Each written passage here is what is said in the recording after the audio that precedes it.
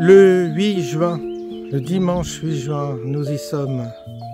Et je regrette que nous n'ayons pas eu ce temps parce qu'aujourd'hui, c'était tout à fait adapté pour notre réunion du 4 juin dernier. Mais voilà, il faut prendre les choses comme elles viennent. C'est vrai qu'aujourd'hui, il y a une ambiance agréable. Il ne fait pas trop chaud ni trop froid. Et j'aime bien ce climat intermédiaire. Et là, on va passer peut-être un peu du froid au chaud. Enfin, les transitions, j'aime ça en fait. Et là, on est encore dans une période transitoire. On va vers peut-être la chaleur. Et c'est les moments toujours les plus délicieux. Vous savez, les prémices, c'est toujours les moments les plus savoureux. Et donc, on va marcher ensemble parce qu'on a des choses à se dire, pas mal de choses à se dire pour ceux qui me suivent sur ce chemin. Parce qu'il y a dans cette chaîne, si vous voulez, je l'ai constaté le 4 juin, il y a un éclectisme qui effectivement attire des goûts différents, des sujets différents, on traite de sujets différents et il n'y a pas forcément une correspondance d'intérêt sur les sujets que j'aborde. Parfois, je me suis mis à aborder des sujets liés au paranormal, parfois au religieux, purement religieux, l'Église catholique, ça aussi, c'est un sujet que j'ai abordé, mais pas que. J'ai abordé aussi le sujet familial, le sujet de la santé, ça fait partie d'un grand chapitre, et également la politique vue sous l'aspect pratique de l'actualité, puis la grande politique, la politique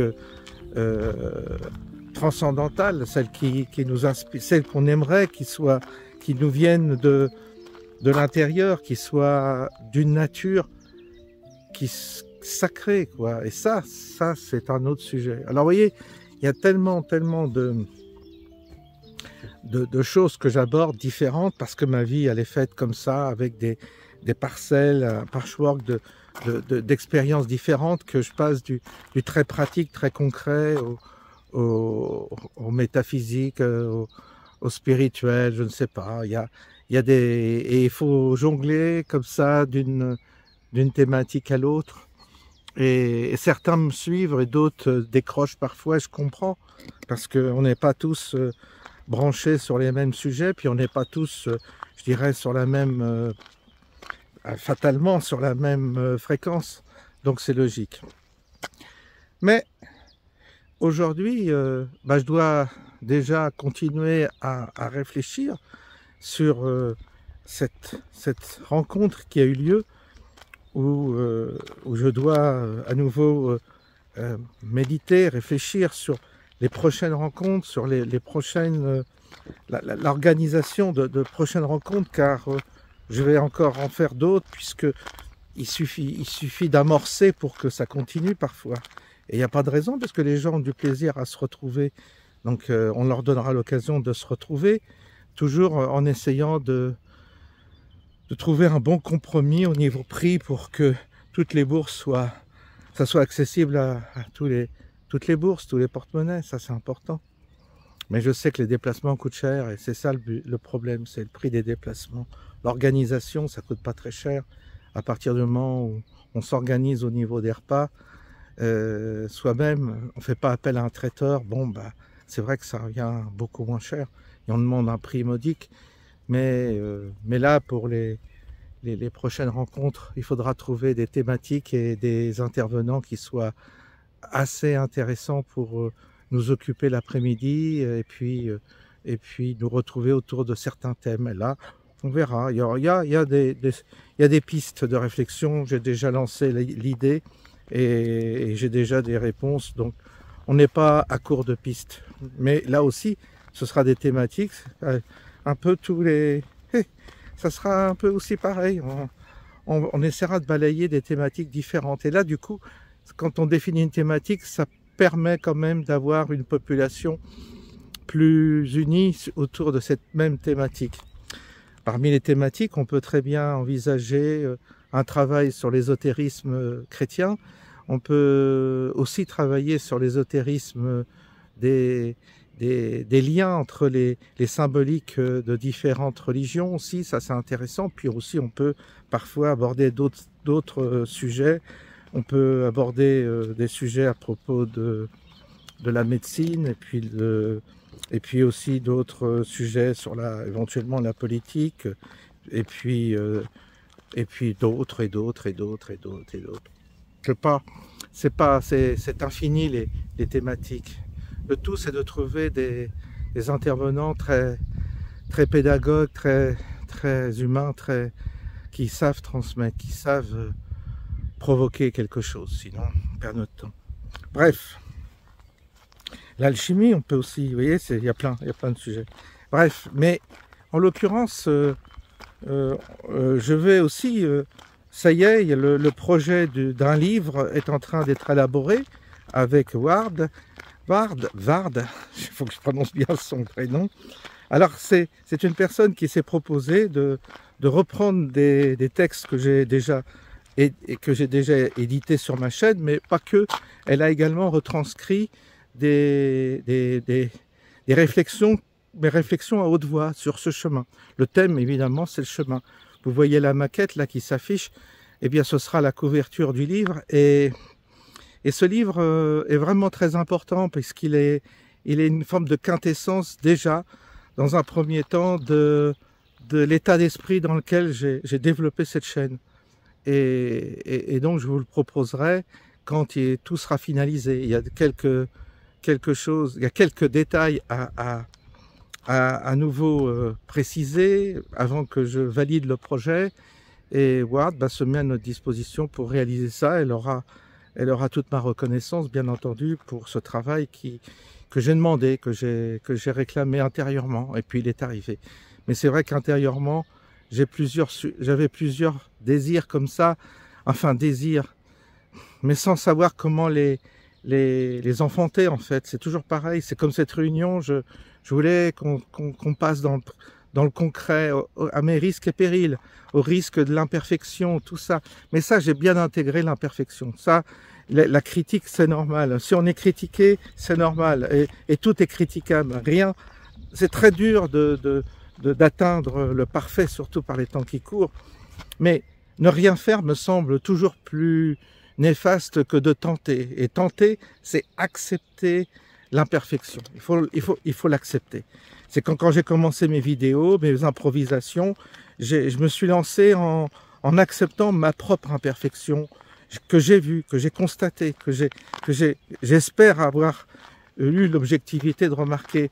Et l'imperfection finalement finit par devenir une forme de qualité puisque nous sommes des êtres imparfaits et ce que nous produisons n'est jamais parfait, en tous les cas parfait tel qu'on pourrait l'envisager dans un monde idéal. Tant qu'on est dans cette dimension, on ne peut être que dans cette imperfection, mais l'attention que l'on met dans notre activité et la recherche du bien, la recherche du beau, la recherche de faire mieux, c'est ça qui nous habite et qui habite tout artisan en réalité. Donc je savais que faisant cette chaîne, évidemment qu'il y a des imperfections. Puis un jour, j'ai changé de téléphone, j'ai pris celui-ci. Et puis vous voyez, on a une meilleure image, on a une qualité meilleure, mais il a fallu attendre 2 ans. Et puis des gens m'ont envoyé un petit don, comme ça j'ai réussi à acheter ce téléphone qui est de meilleure qualité. Voilà, et vous voyez, c'était au début, c'était pas terrible, puis après c'était un petit peu mieux. Et c'est comme ça, et vraiment c'est petit pas après petit pas que on progresse. Et puis ensuite, la réalisation de la réunion, c'est pareil, c'était pour moi, c'était une montagne à surmonter. Je me disais, comment faire. J'avais déjà testé auprès de certains abonnés, puis je disais, bah, sur 200 invitations, j'en ai que 4 réponses positives. Oh, j'ai dit, ça marche pas, on pourra jamais se retrouver. J'étais parti toujours pareil, dans l'espoir de nous réunir au point du jour, comme ça, juste nous rencontrer, mais c'était trop tôt. Alors j'ai dit, bah, on verra ça plus tard. Et puis malgré tout, ça fait son chemin. Ça a fait son chemin, et puis ça aboutit. C'est comme j'avais décidé aussi de créer un noyau. Et j'avais invité pour ça trois hommes. Et ils sont venus à la maison. Parce que je les avais sélectionnés géographiquement déjà, et puis par leur qualité et leur équilibre. Donc je me suis dit, bah tiens, on va essayer. Puis ils sont venus, puis ils sont repartis chacun de leur côté, sans évidemment créer de lien entre eux. Je dis, oui, bon, est-ce que cette tentative sert à quelque chose? On verra. Et puis ils sont revenus à la réunion du 4, et certains, bah finalement, sont... Bon, peut-être qu'il y aura une implication, peut-être, je dis bien, mais tout cela fait partie des tentatives, ce sont des ballons d'essai, quoi. Ce sont des ballons d'essai, et c'est comme ça qu'on progresse, c'est comme ça qu'on avance, c'est comme ça qu'on aboutit. Et ce livre, je disais, faudrait que je fasse un livre, et j'ai essayé, j'y arrivais pas, j'écris un chapitre et tout, puis après je dis c'est nul, et puis je sais pas comment organiser, puis tout ça, enfin bref. Non, pas capable, quoi, il faut l'admettre. Puis d'un seul coup, là, pouf, ça m'est offert par une personne qui connaît le travail, qui connaît ce travail, qui a mis les choses en forme d'une manière formidable. Je sais pas comment elle a réussi. C'est son boulot, c'est sa qualité, c'est son professionnalisme. Et ce qu'elle me propose, j'ai eu peur un peu au début. J'ai dit, waouh, qu'est-ce qu'elle a pu retenir? Parce que dans mes propos, des fois, ça va loin, et ça peut être parfois un peu craignos sur le plan politique, parce que ça dépend sur ce quoi je parle et ce que je développe, mais des fois, je suis allé un peu fort, et je me disais, j'espère qu'elle n'a pas retenu des moments un peu hard, parce que là, c'est impubliable, évidemment, étant donné qu'on dit ça sur, des fois, le coup de l'émotion, de la colère, puis après, on dit, bah là, j'ai été un peu fort. Non, elle a très bien sélectionné, justement, plus sur le registre de la vie intérieure, de la vision spirituelle, que les polémiques que j'ai pu développer dans cette chaîne. Donc j'étais satisfait. J'ai remarqué qu'elle avait sélectionné justement des propos que je tenais, qui sont plus axés sur le développement de la vie personnelle, de la vie intérieure, que des propos polémiques, politiques, où là on peut s'en prendre plein la tête. En tous les cas, on peut avoir des ennuis, et ça, effectivement, ça aurait pu être ma crainte, mais c'est pas le cas. Donc je vais valider le projet. On en est à peaufiner quelques petits détails, et puis je vous donnerai le lien, et on verra comment on s'organise pour éventuellement des dédicaces, tout ça. Enfin bref, tout ça viendra après. Mais l'essentiel, c'est que le fruit est quasiment mûr, et le travail qui m'a été proposé est satisfait. Et c'est quelque chose que j'avais imaginé, que j'avais projeté, c'est qui était en moi. Comme beaucoup de choses d'ailleurs qui prennent forme, qui se matérialisent, qui se concrétisent. Dans ma vie, c'est pas la première fois que j'ai des choses comme ça, que je porte en moi et qui d'un seul coup se matérialisent. Comme si ce qui naissait en moi, le désir et l'idée qui naît en moi, finissait par se matérialiser. Je vous assure, hein, dans ma vie, j'ai eu beaucoup comme ça. C'est pour ça, personnellement, je prends cette vie comme quelque chose il faut en découvrir les ressorts, si vous voulez. Ça marche pas comme on nous a appris à chaque fois. Je dis, mais on a été conditionné, mais ça fonctionne pas tel qu'on nous l'a appris à l'école. Ça fonctionne. Et vraiment, je m'aperçois et je reconstate à nouveau que les choses fonctionnent d'une manière différente. Les choses se présentent à vous d'une manière différente. Et je sais que c'est lié à une forme d'abandon aussi. Il faut presque abandonner. À chaque fois, c'est ça. Pour obtenir, il faut penser au projet tout en en s'en détachant. C'est l'ambiguïté de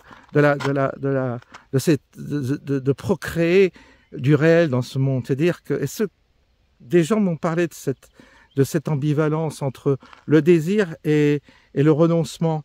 Il y a quelque chose là, un espace entre le renoncement et le désir qui fait que vous avez la fécondation du projet. Mais je ne pourrais pas vous dire comment ça fonctionne exactement.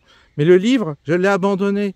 C'est-à-dire, je l'ai désiré, j'ai essayé et j'ai abandonné. Et c'est quand j'ai abandonné que la chose presque m'est donnée par un ange sur un plateau. Et c'est très troublant. Je me suis dit, ben ouais, c'est quoi cette histoire? C'est pas possible. Ça ressemble presque à un miracle. Vous voyez, c'est pas possible. La personne qui a fait ça, pour moi, c'est... Vous voyez, mais elle peut-être qu'elle veut pas que j'exagère, mais il y a quelque chose d'étonnant dans ça. Il y a quelque chose de surprenant. Il y a quelque chose de troublant.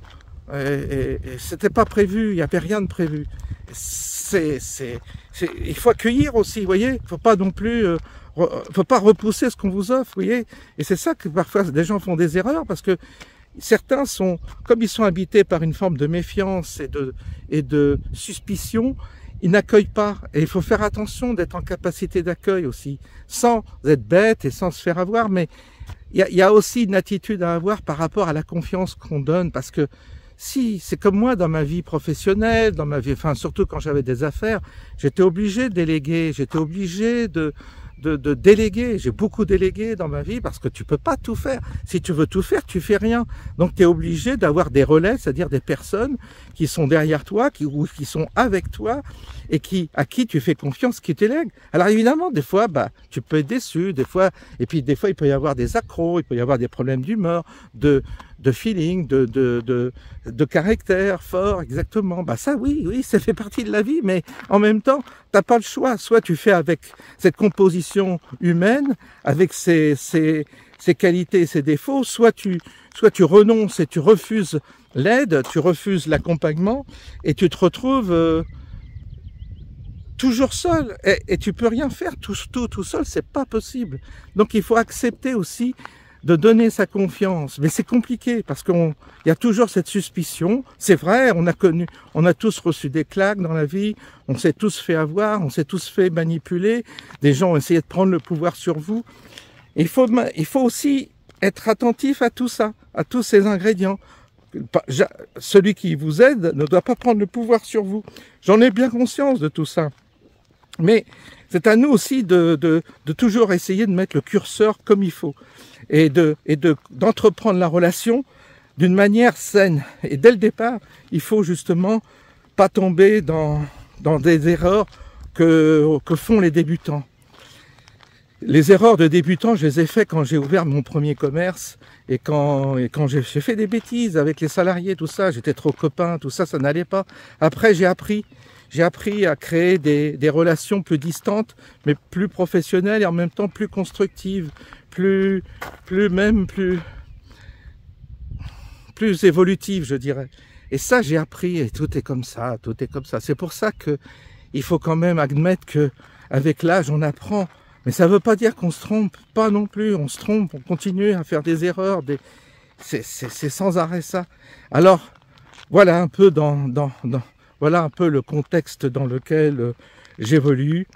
Et c'est vrai que quand tu sors de ta zone de confort, c'est-à-dire ta petite zone de confort, et que tu passes à une autre étape, il y a d'autres éléments qui se mettent en place, il y a d'autres préoccupations qui jaillissent, et tu dois à nouveau t'adapter à un nouveau contexte.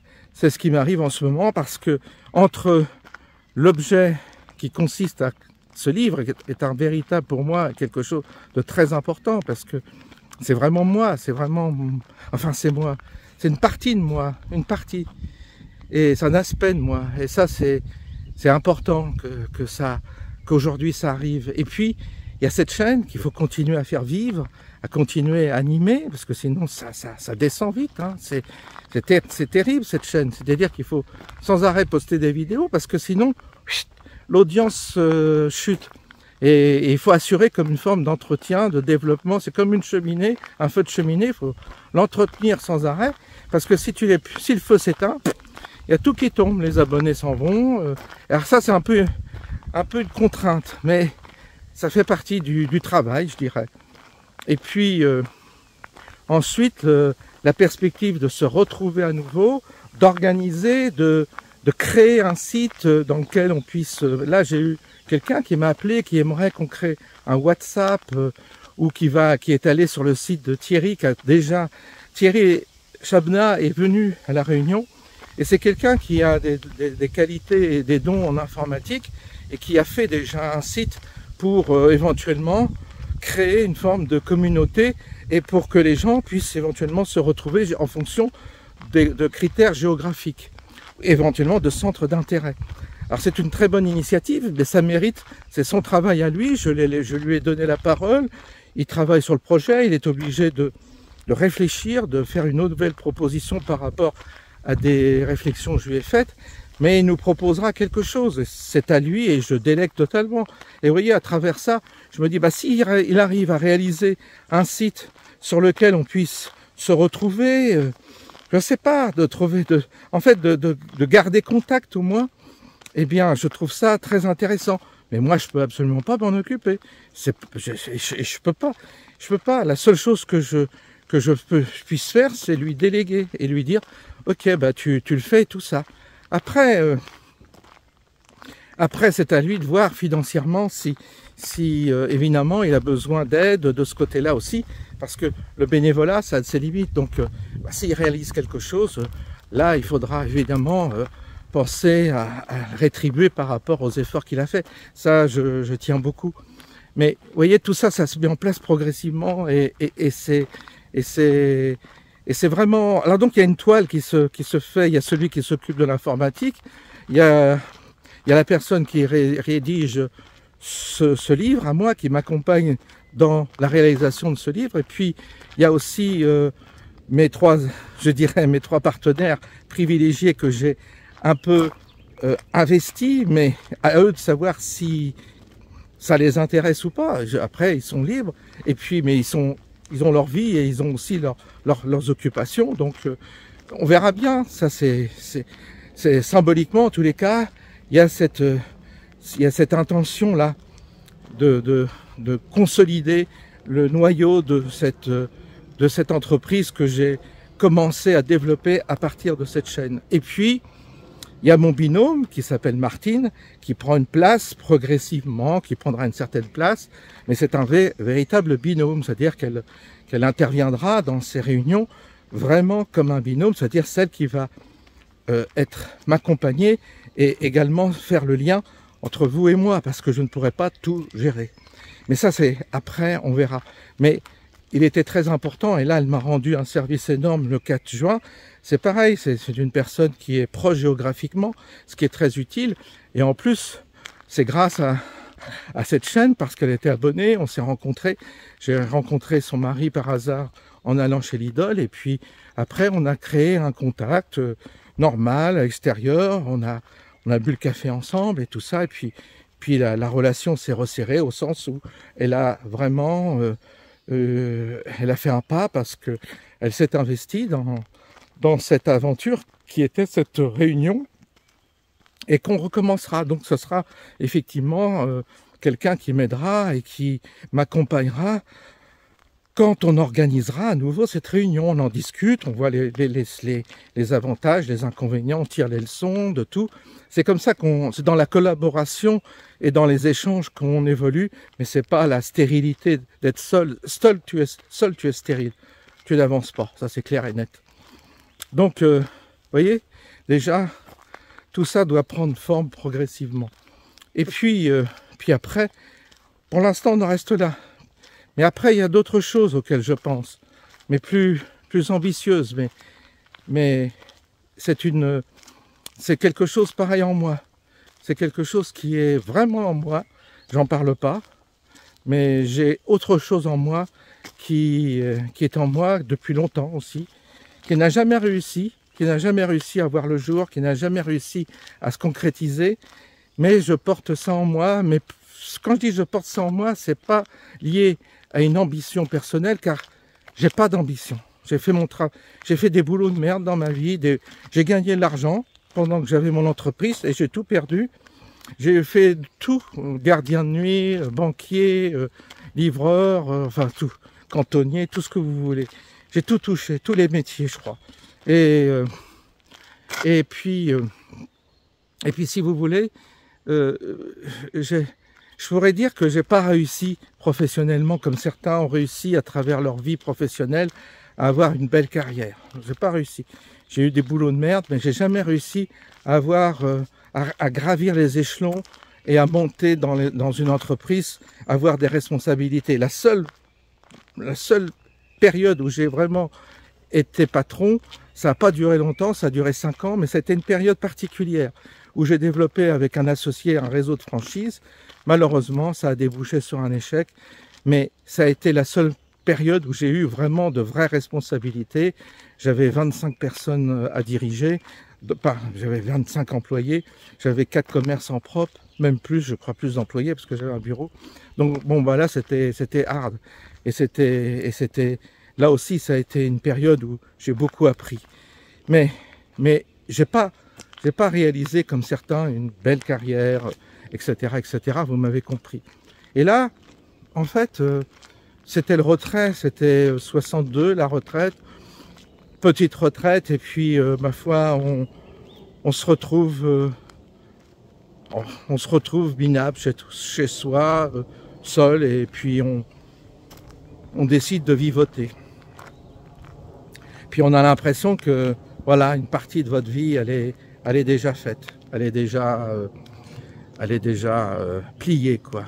Alors là, qu'est-ce que tu fais à 62 ans?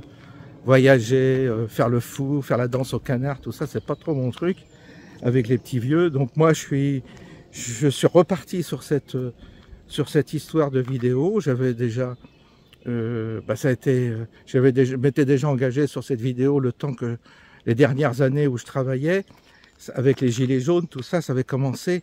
Et puis Hardy Petit, ça s'est parti comme ça. Et là, c'est donc, j'ai 64 ans, et puis à nouveau, je repars sur quelque chose qui semble s'ouvrir, c'est-à-dire une nouvelle vie, un nouveau chapitre. Et ce nouveau chapitre, c'est vrai que je pensais pas qu'il arriverait. Je me disais non, bon, voilà, puis vous voyez, il y avait le confort de faire ma petite chaîne, de baratiner comme ça, et de se dire, bon, bah voilà, quoi, ça va m'occuper, je vais faire mes vidéos, et puis mon petit train-train quotidien, et puis voilà. Et là, c'est une étape indiscutable a été franchie avec cette réunion parce que les choses se sont matérialisées et que je ne pensais pas qu'il y aurait eu autant de monde et que des gens seraient venus d'aussi loin. Ça m'a beaucoup ému, mais pas ému effectivement, mais ça m'a travaillé parce que je me suis dit, wow, comment se fait-il que des gens viennent d'aussi loin? Je comprenais pas trop parce que, vous voyez, je suis pas conscient de ce que je fais, je suis pas conscient de l'impact de cette chaîne. Franchement, c'est pas de la fausse modestie, mais j'arrive pas à être conscient. Et quand quelqu'un vient de loin, vient d'Irlande ou vient d'Antibes et que ça fait 14 heures de route, je me dis, waouh, c'est quoi cette histoire? Et puis c'est pas des dingues, c'est des gens équilibrés. Vous voyez, ça serait des fous encore, tu dirais, bon ok, mais c'est des gens équilibrés, j'ai vu. Donc tu dis, waouh, qu'est-ce qui se passe?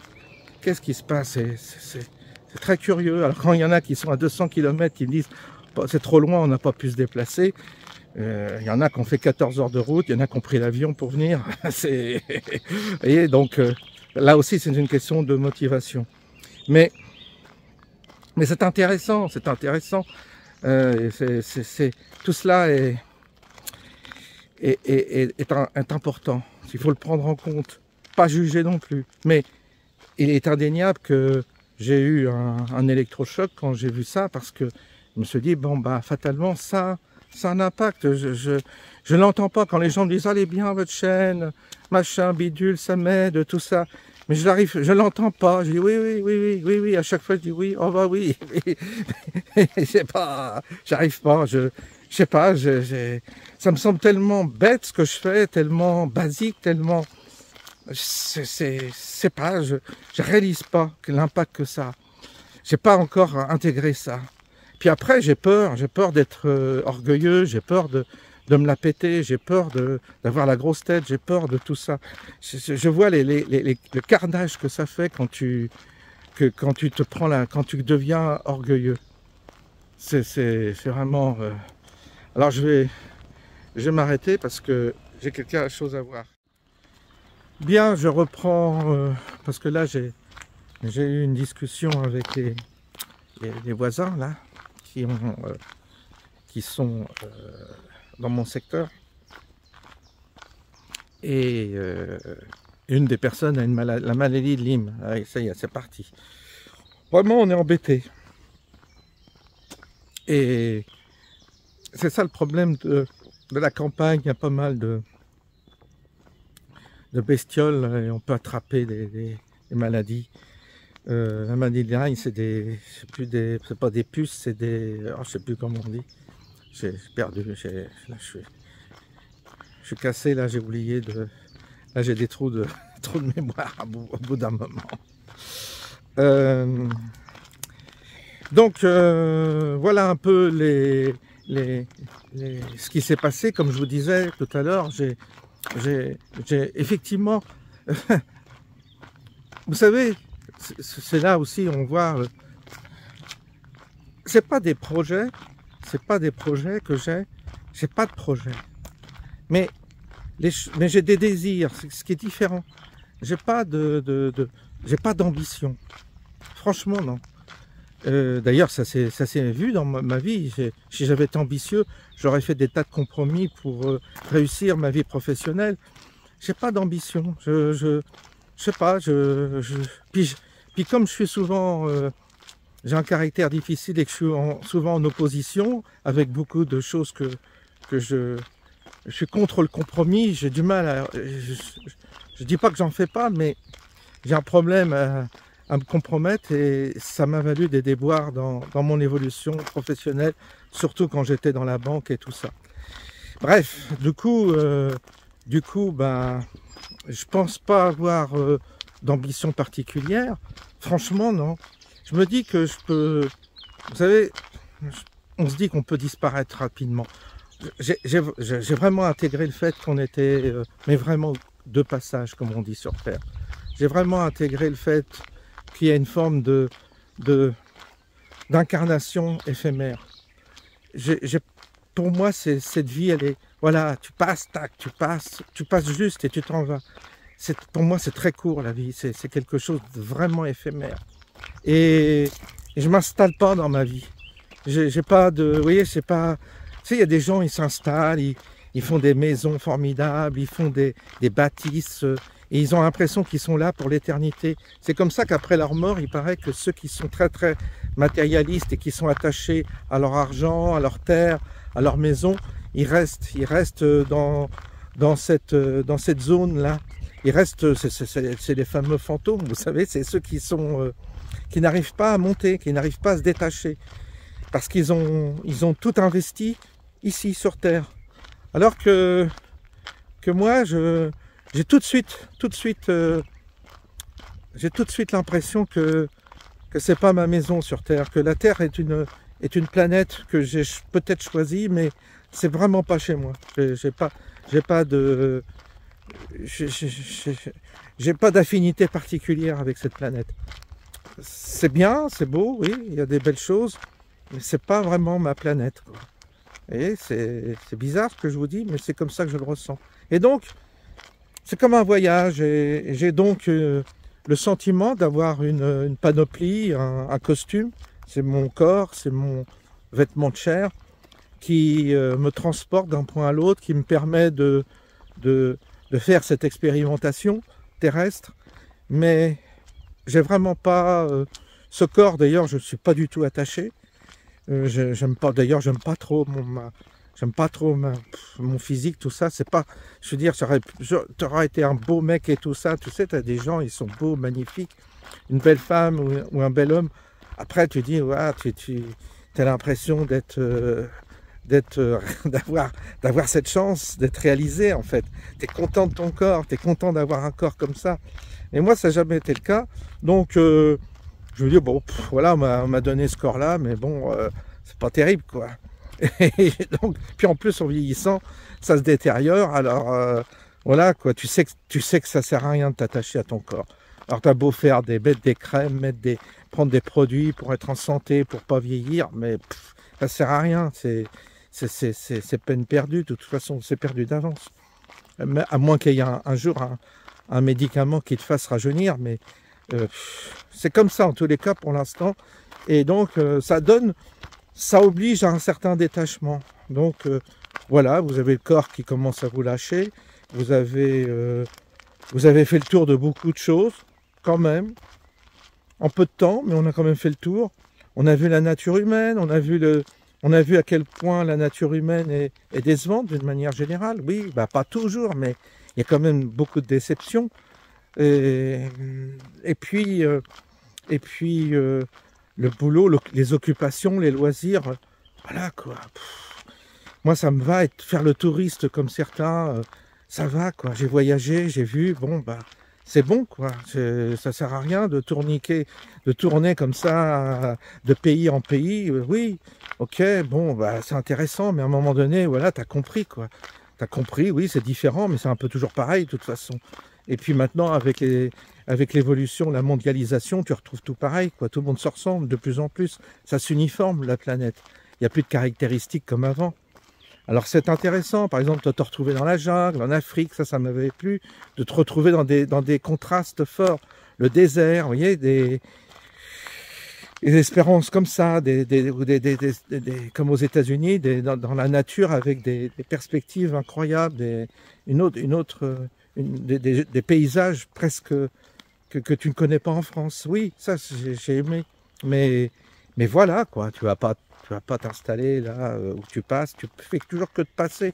Et un bout d'un moment, t'as vu, bon bah voilà quoi, tu vas pas continuer à faire le tour d'encart de tout ce qu'il y a à voir dans le monde. C'est sûrement bien, mais voilà, moi c'est pas mon truc non plus, vous voyez, c'est pas trop, voilà, c'est bien, ça m'intéresse de voir, mais vite fait quoi. Après, bon, bah qu'est-ce que tu fais? Tu passes ta vie dans les trucs touristiques, puis en plus maintenant les attrapes touristes, tout ça, c'est con quoi, il n'y a rien de plus con. Donc on te prend pour un pigeon, on te prend pour un con dans les pays sous-développés, tel blanc là qui apporte du fric, enfin c'est déplaisant comme tout, donc j'ai même pas envie d'aller dans les pays sous-développés, t'es toujours le pigeon. Ça m'intéresse pas. Donc du coup, moi, le Japon, oui, j'aimerais bien, par curiosité. Il y a le Japon, la Chine, il y a encore des choses. L'Inde aussi, j'aimerais bien. Et quand même, il y a mais je veux pas y aller comme ça en touriste, ça m'énerve. J'aimerais bien y aller comme ça, d'une manière un peu communiquer, comprendre et pas avec l'appareil photo, à prendre que des photos, des vidéos, et puis revenir, ah j'étais ci, j'étais ça, puis à te faire des selfies pour voir que tu as été à tel endroit, c'est ridicule. Bref, vous m'avez compris, je ne vais pas insister. Bref, je vois bien que cette vie, de toute façon, j'aurais pas le temps de faire tout ce qui normalement il y aurait à faire, mais c'est pas grave, c'est pas le but non plus. Je vous dis, la vie est éphémère, j'ai pas d'ambition particulière, si ce n'est que j'ai en moi oui, j'ai en moi, si vous voulez, je sais pas, quelque chose qui comme un désir, mais c'est pas un projet. Et parfois, quand j'ai ce désir, ben, il est là, comme un enfant mais qui n'est pas encore né. Mais c'est là, le projet est intérieur. Et d'un seul coup, ça je l'ai constaté dans ma vie, d'un seul coup, la réalisation dans la matière, ça se matérialise. Et ça, c'est assez magique, vous savez, ça c'est quelque chose que j'ai... Ça m'a toujours surpris, de passer de l'immatériel au matériel. Ça me fascine. De passer d'un concept qu'on a intégré à la matérialisation du concept. Même en termes de business, ça m'a fasciné. Je dis merde, on est en train de travailler sur un concept comme un ingénieur qui est en train de penser à une machine, puis il réalise cette machine, et son esprit a réussi à enfanter quelque chose de matériel, de réel. Ça me fascine. Ça me fascine, je trouve que c'est formidable. Et donc, dans un autre registre, moi ça m'est arrivé, et à chaque fois je me dis tiens ça finit par se matérialiser. Mais c'est pas un projet, je dirais, qui me tient coûte que coûte, vers lequel je vais tout investir, tout ça. Non, souvent je me dis, tiens, j'ai ce désir-là, mais ça n'arrivera pas. Ça se fera pas. Parce que je vois pas comment j'y arriverai. Puis d'un seul coup, tu as l'opportunité, tu as le truc qui arrive, tu as le truc qui se met en place. Tu dis, mais c'est incroyable. C'est incroyable. Et c'est ce qu'on appelle en général, les gens appellent ça des miracles. Mais c'est pas des miracles, c'est normal. Et donc, je vous dis, j'ai quelque chose dont je ne parle pas, mais j'ai vraiment au fond de moi un désir particulier qui j'espère, enfin j'espère, peut-être ou pas, ça prendra, ça dépend de mon espérance de vie. Si je suis appelé à vivre encore quelques années, ben, peut-être ça se fera, mais si je dois disparaître et si je dois mourir d'ici peu d'années, ben ça sera dans une autre vie ou ça sera ailleurs, j'en sais rien. Et puis voilà, puis ça sera comme ça. Voilà un peu comment je vois les choses. Voilà, c'est pas compliqué. Hein. Et c'est bien de relativiser tout comme ça, vous savez. Comme ça, on se prend beaucoup moins la tête. Alors, vous avez tout. Je vais vous quitter, parce qu'il faut bien rentrer. Je vais vous quitter et je vous souhaite une bonne semaine pour tous ceux qui travaillent. Alors, j'ai observé aussi, ça je vais conclure par ça, c'est que le 4 juin dernier, il n'y avait pas un seul jeune. Et ça, c'est pas un seul jeune, voilà. Ça, c'est important. C'est-à-dire qu'en réalité, on n'avait pas de... On n'a pas de jeunes, de la jeune génération. Ils ne sont pas intéressés par ma vidéo. Il y a très peu de jeunes qui regardent mes vidéos. Et donc, il y a très peu de jeunes qui ont envie de participer à cette rencontre. La moyenne d'âge était 70 ans. Alors, je sais pas. Je dis moi 70, oui, dans les 70. C'est quand même incroyable, quand même, qu'il n'y ait pas de jeunes, quand même. Ça aussi, ça pose question. Il faudra que j'y réfléchisse à ça. Voilà. Donc, je vous souhaite une bonne semaine pour ceux qui travaillent. Comme je ne peux pas beaucoup regarder par des jeunes qui travaillent, ben je vous souhaite une bonne semaine à ceux qui sont déjà à la retraite.